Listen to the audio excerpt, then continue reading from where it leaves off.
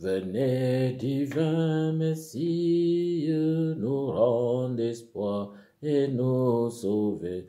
Vous êtes notre vie. Venez, venez, venez. Bonjour à tous et à toutes. Good morning, everyone. Au nom du Père et du Fils et du Saint-Esprit. Amen. Que Dieu notre Père et Jésus-Christ notre Seigneur vous donne la grâce et la paix. Béni soit Dieu maintenant et toujours. Le Seigneur Dieu se fait proche de nous en Jésus-Christ et il ne se fatigue jamais de pardonner, répète le pape François. Mais c'est nous qui nous fatiguons de demander sa miséricorde. Accueillons son pardon qui nous libère du péché et nous apporte la joie.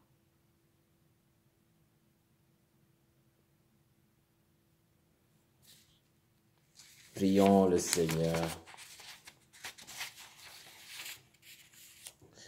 Tu le vois, Seigneur, ton peuple se prépare à célébrer la naissance de ton Fils.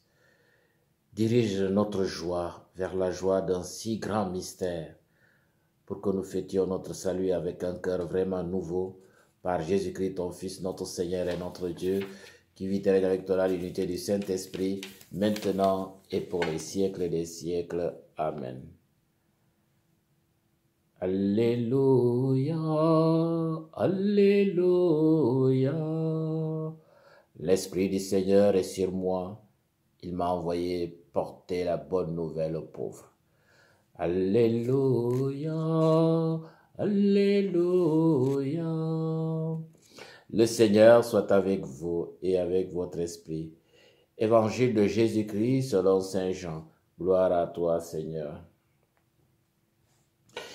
Il y eut un homme envoyé par Dieu. Son nom était Jean. Il est venu comme témoin pour rendre témoignage à la lumière, afin que tous et toutes croient par lui. Cet homme n'était pas la lumière, mais il était là pour rendre témoignage à la lumière. Voici le témoignage de Jean, quand les Juifs lui envoyèrent de Jérusalem des prêtres et des Lévites pour lui demander « Qui es-tu »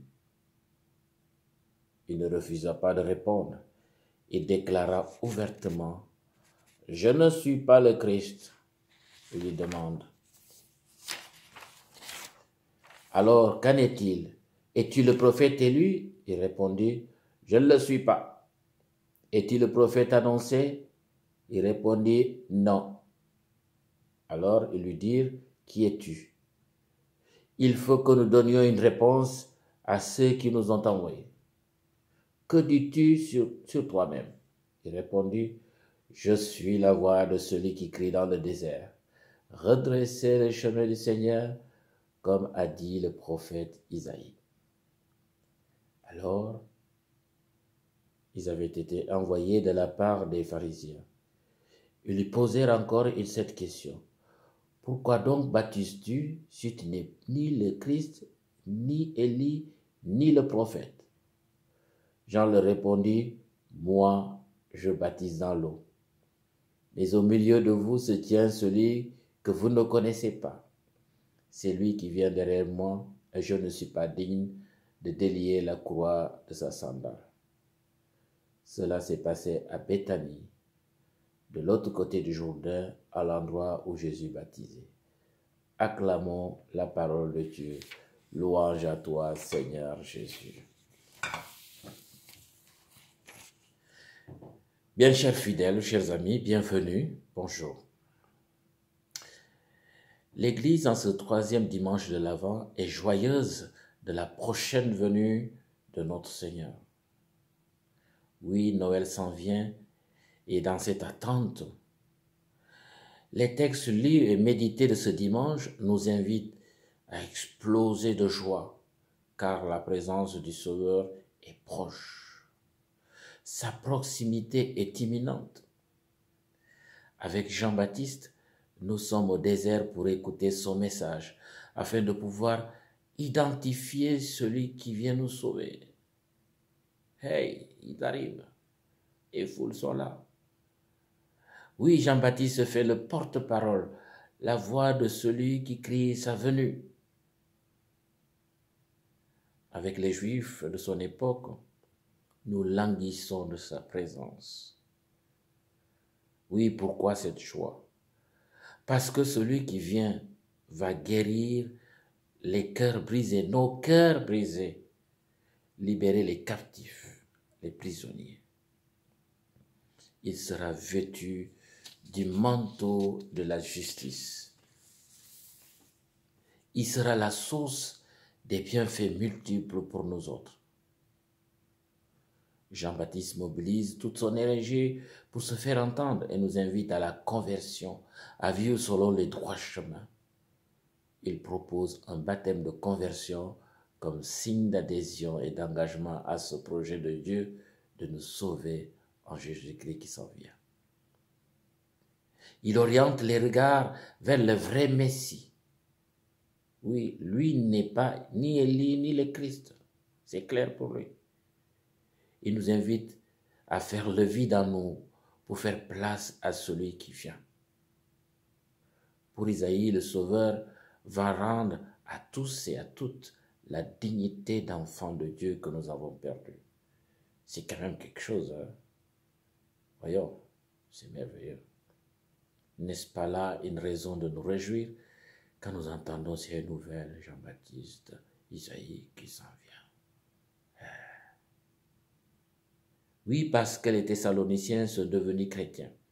Saint Paul les invite à ne pas éteindre l'ardeur de l'Esprit Saint reçu. Réjouissez-vous, soyez dans la joie. Oui, ils ont 1000 raisons d'être dans la joie, de se savoir sauvés par avance par le Christ qui reviendra à la fin des temps. L'apôtre Paul nous exhorte à demeurer de manière inhabituelle, constant dans la joie, persévérant dans la prière et continuellement dans l'action de grâce. Il dit aux Thessaloniciens que c'est ce que Dieu attend de vous, c'est ce que Dieu attend chacun de nous. Ceci vaut aussi pour nous, être dans la joie. Oui, être dans la joie, c'est savoir y être lorsque les événements ne surviennent pas conformément à ce que nous espérions. Il nous est un grand motif de joie de savoir que le Sauveur doit venir pour nous, pour chacun de nous. C'est la joie de l'espérance, mais aussi la joie, le bonheur pour les biens que nous avons déjà reçus. Oui, rendons grâce en toutes circonstances. En ce dimanche, demandons à Dieu le Père d'ouvrir nos cœurs, nos oreilles pour entendre la bonne nouvelle qui nous invite à préparer, à se préparer